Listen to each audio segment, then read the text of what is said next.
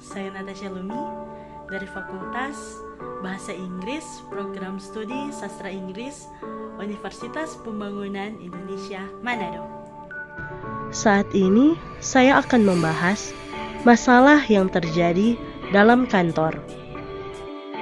Sebelum lanjut, kita akan cari tahu apa sih kantor itu. Kantor adalah sebutan untuk tempat yang digunakan untuk perniagaan atau perusahaan yang dijalankan secara rutin.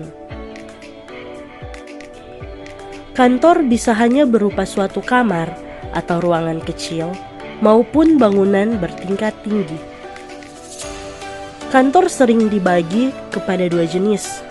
Kantor yang terbesar dan terpenting biasanya dijadikan kantor pusat, sedangkan kantor-kantor lainnya dinamakan kantor cabang.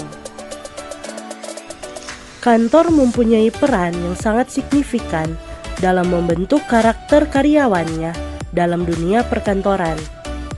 Proses-proses penyelenggaraan kegiatan merupakan suatu hal yang sangat penting dan paling diutamakan, khususnya dalam kehidupan berorganisasi.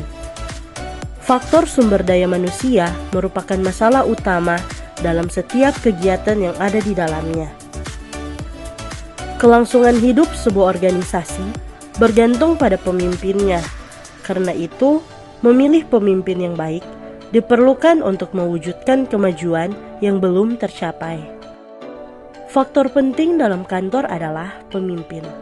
Karena dengan adanya kepemimpinan dapat mampu membuat perubahan dengan menganalisa apa yang menjadi kelemahan dan kekuatan baik internal dan eksternal organisasinya, sehingga mampu memecahkan masalah yang dihadapi dan dapat lebih meningkatkan kinerja karyawan.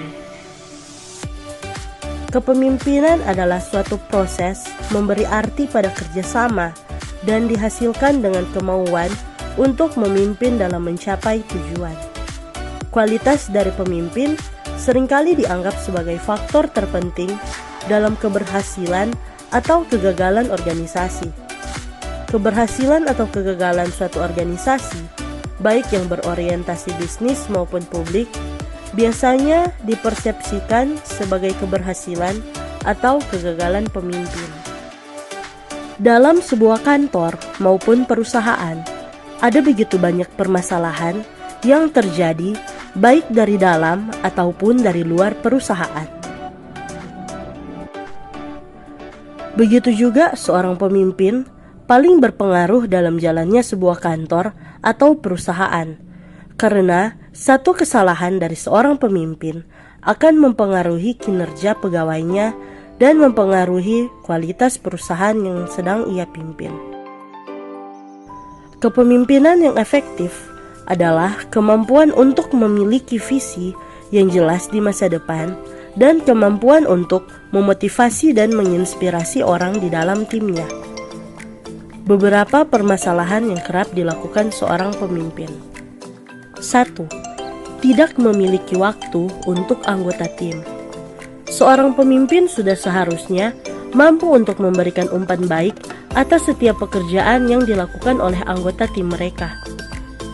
Saat kamu tidak memberikan umpan balik kepada mereka, maka anggota tim tidak akan mengetahui letak kesalahan dan tidak akan ada upaya untuk meningkatkan kinerja. Solusi terbaik yang bisa kita lakukan sebagai seorang pemimpin adalah teruslah memberikan umpan balik kepada anggota tim, baik itu positif maupun negatif. Atur waktu untuk bertemu dengan semua anggota tim lebih sering dan biarkan mereka mengetahui apa yang telah mereka lakukan dan bagaimana bisnis berjalan. Cara seperti ini akan mendorong anggota tim untuk bekerja lebih keras dari sebelumnya. 2. Tidak membagikan tujuan. Sudah seharusnya seorang pemimpin berbagi tujuan dengan anggota tim agar mereka mengetahui apa yang sedang dikerjakan. Jika kamu tidak berbagi, maka ada banyak kebingungan dalam pikiran mereka. Sebab mereka tidak mengetahui apa yang harus dicapai pada akhirnya. Selain itu, mereka juga tidak akan mampu untuk memprioritaskan pekerjaan yang dilakukan. Sebagai seorang pemimpin, kita harus memiliki tujuan dan sasaran yang jelas, serta membagikan tujuan tersebut dengan anggota tim yang lain. Dengan demikian, anggota tim bisa menetapkan target yang harus mereka penuhi. 3. Tidak bisa menjadi contoh. Setiap perusahaan dan organisasi pasti telah menetapkan aturan dan kebijakan yang harus diikuti. Hal yang aneh adalah banyak pemimpin yang menetapkan kebijakan tentang berbagai hal dan harus diikuti oleh semua anggota. Tetapi, ia sendiri melanggar kebijakan tersebut. Saat kita melakukan kesalahan ini sebagai seorang pemimpin, maka akan sangat mengecewakan anggota tim. Hal yang harus diingat di sini adalah anggota tim pasti akan memperhatikan. Oleh karena itu, kamu harus bisa menjadi seorang pemimpin yang mampu memberikan teladan kepada mereka. Jika kamu ingin menerapkan sesuatu hal, maka mulailah dengan diri sendiri terlebih dahulu, agar anggota tim yang lain berjalan mengikuti. 4. Tidak memberikan motivasi. Motivasi harus selalu ada di dalam anggota tim, agar mereka bisa bekerja dengan efektif dan mereka sadar bahwa pemimpin peduli dengan kesejahteraan mereka. Motivasi tidak hanya tentang finansial saja, sebab ada cara lain yang bisa kamu lakukan. Bisa dengan memberikan jam kerja yang fleksibel, atau sekedar memberikan pujian untuk pencapaian yang telah didapat. 5. Tidak mau mengakui kesalahan. Penting untuk dicatat bahwa kesalahan merupakan bagian dari kepemimpinan dan hal itu pasti akan terjadi. Pemimpin harus sadar bahwa setiap kesalahan yang mereka lakukan bisa menghancurkan reputasi dan kesuksesan mereka. Hanya saja, jangan sampai kamu tidak mau mengakui kesalahan yang telah dilakukan. Sebab, kesalahan adalah salah satu cara terbaik untuk mendapatkan pengalaman dan menjadi sosok yang jauh lebih baik dari sebelumnya. 6. Tidak mau menerima nasihat. Tidak ada orang yang sempurna dalam segala hal, sehingga kamu membutuhkan orang lain untuk memberikan saran atau nasihat. Sebagai seorang pemimpin, kamu tidak hanya memberikan saran kepada anggota tim yang lain saja, tetapi bersedia untuk menerima nasihat dan saran yang diberikan oleh orang lain. 7. Tidak peduli dengan komposisi tim. Kualifikasi, keterampilan, dan kepribadian seseorang pasti berubah sepanjang waktu. Hal inilah yang mendasari mengapa seorang pemimpin perlu mengevaluasinya sepanjang waktu. Dengan mengevaluasi, seorang pemimpin bisa mengetahui dan memastikan bahwa komposisi tim masih ideal. 8. Tidak mendelegasikan pekerjaan. Sebagai seorang pemimpin, mungkin saja kita bisa menyelesaikan tugas-tugas dengan baik karena kompetensi yang dimiliki. Hanya saja, kamu juga bisa membuat rekan tim yang lain untuk melakukan tugas dan pekerjaan dengan baik. Tugas seorang pemimpin adalah mampu menunjuk orang yang tepat untuk tugas yang benar. 9. Tidak berinovasi.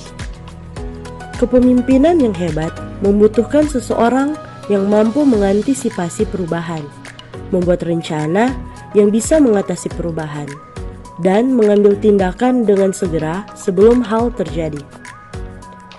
Efektivitas kepemimpinan sangat bergantung pada pemimpin, dan ada banyak sekali faktor yang dapat mempengaruhi cara pemimpin mengelola tim dan organisasi yang dijalankannya. 10. Kehilangan kontrol di depan publik. Hal yang harus diingat adalah saat membiarkan temperamen tidak terkontrol, maka konsekuensinya adalah bisa menderita dalam jangka panjang, bisa berupa hubungan yang memburuk, atau kehilangan peluang yang ada di depan mata. Selanjutnya, karyawan atau sumber daya manusia memegang peran penting dalam kesuksesan dan kemajuan perusahaan. Dengan demikian, penting untuk mengatasi berbagai masalah. Berikut beberapa permasalahan yang disebabkan oleh karyawan atau pegawai. 1. Konflik atasan dan bawahannya. Dengan latar belakang dan kepribadian yang beragam, sangatlah wajar jika terjadi konflik atau masalah dalam hubungan kerja. Sebagai contoh yang paling umum adalah saat ada konflik antar atasan dan bawahan. Alasannya beragam, mulai dari bawahan yang tidak memberikan kinerja memuaskan, atasan yang gagal memberi feedback dengan cara yang benar, atau sekedar kesalahpahaman saat berkomunikasi.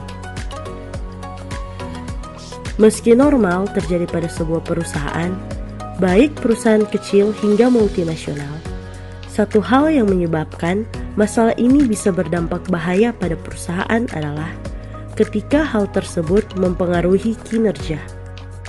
2. Konflik antar karyawan.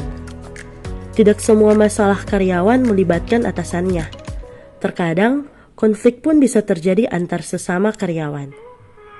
Sebagai contohnya, saat mereka memiliki ketidaksetujuan yang mendalam tentang bagaimana melakukan sesuatu, atau saat seseorang karyawan merasa direndahkan.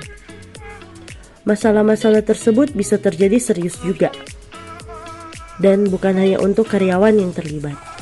Lama-kelamaan, masalah internal ini bisa menyebabkan masalah lebih besar yang mengakibatkan rusaknya kerja sama dalam perusahaan.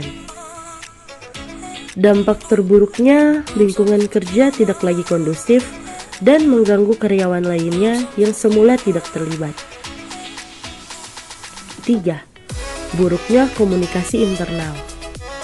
Masalah ketiga yang tidak kalah penting dari dua masalah sebelumnya adalah saat komunikasi internal perusahaan sangat buruk sehingga sering menimbulkan konflik dan kesalahpahaman. Komunikasi yang buruk memiliki konsekuensi bisnis nyata. Dalam sebuah survei oleh perusahaan pelatihan First Inch, 86% responden menyalahkan kurangnya kolaborasi atau komunikasi yang tidak efektif menyebabkan kegagalan perusahaan.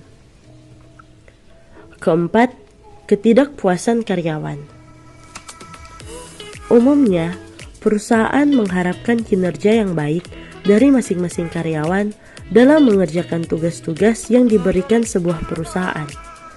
Namun, sayangnya kinerja yang baik terkadang tidak diperoleh perusahaan. Berdasarkan sebuah studi, salah satu faktor yang berpengaruh terhadap kinerja sumber daya manusia adalah dari segi kepuasan kerjanya di perusahaan tersebut. Sayangnya masih sangat minim upaya dari pihak perusahaan untuk dapat mengoptimalkan kinerja karyawan atau sumber daya manusia tersebut. 5. Kurangnya pelatihan. Kesalahan selanjutnya yang bisa menjadi masalah dalam perusahaan adalah saat karyawan yang ada tidak diberi pelatihan yang sesuai. Akibatnya, kinerjanya dinilai tidak memadai dan pribadi yang bersangkutan yang disalahkan. Saat karyawan merasa disalahkan tanpa adanya dukungan dari perusahaan untuk menyelesaikan masalah, maka karyawan akan merasa kecewa dan bisa melakukan hal-hal yang lebih buruk lagi. Oleh karena itu, penting untuk tidak dengan mudahnya menyalahkan karyawan. Justru saat mereka tidak berhasil memberikan kinerja yang baik, kita harus mengintrospeksi sistem pelatihannya terlebih dahulu. 6. Masalah ekonomi karyawan. Sebuah studi terbaru dari PwC atau PricewaterhouseCoopers mengungkapkan bahwa isu keuangan adalah penyebab utama stres karyawan di tempat kerja. Tingkat stres itu kemudian mempengaruhi karyawan secara negatif, baik dalam hubungan kerja dan urusan pekerjaan lainnya. Alhasil, masalah ekonomi atau keuangan karyawan secara pribadi berakibat pada perusahaan secara tidak langsung. 7. Mengekang kreativitas.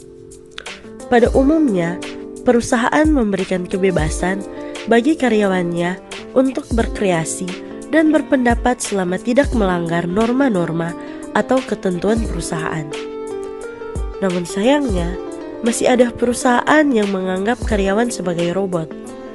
Karyawan di sini diwajibkan mengikuti seluruh ketentuan dan peraturan perusahaan tanpa adanya kebebasan sama sekali. 8. Merasa tidak dihargai. Masalah dalam karyawan juga bisa muncul akibat karyawan yang merasa diabaikan oleh perusahaan. Saat Anda tidak menghargai kerja keras karyawan, dirinya akan merasa kecil. Faktor yang satu ini sangat berdampak pada karyawan. Dan yang terakhir, ke-9, pelecehan di tempat kerja. Masalah ini mungkin masih cukup tabu untuk diperbincangkan. Namun, masalah ini nyata ada dalam perusahaan dan menjadi masalah karyawan yang paling berbahaya. Komisi Ketenagakerjaan Kesempatan Kerja Amerika menerima 91.503 tuduhan diskriminasi di tempat kerja pada tahun 2016. Dan beberapa bulan yang lalu, startup transportasi Uber mengadakan penyelidikan terhadap 215 klaim pelecehan yang mengakibatkan 20 karyawan dipecat. Nah, ada berbagai macam pokok masalah dalam sebuah perusahaan. Tadi saya sudah menjelaskan masalah apa saja yang sering terjadi. Dalam perusahaan atau kantor maupun organisasi, sangat diperlukan komunikasi baik antara atasan dan karyawan. Begitu juga sesama karyawan agar dapat membangun rasa saling menghargai antara pekerja, juga dapat memberikan kenyamanan dalam bekerja, sehingga meningkatkan kinerja serta berkurangnya juga konflik dan kesalahpahaman yang terjadi dalam perusahaan atau kantor.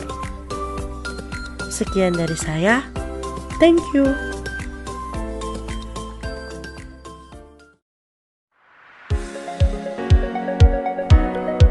Universitas Pembangunan Indonesia is one of the campus in North Sulawesi.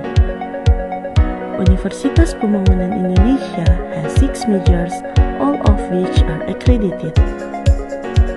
The nursing faculty has a nursing science study program and the nurse profession. The Faculty of Agriculture has an agribusiness study program.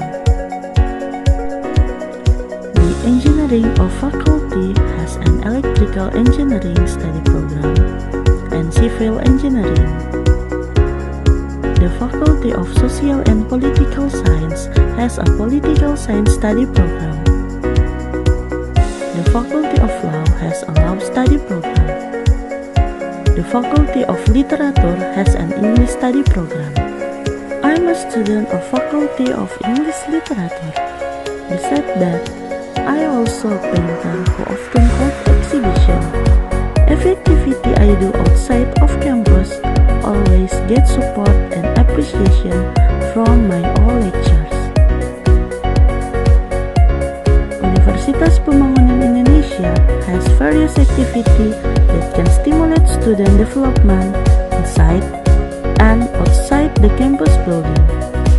Come and join us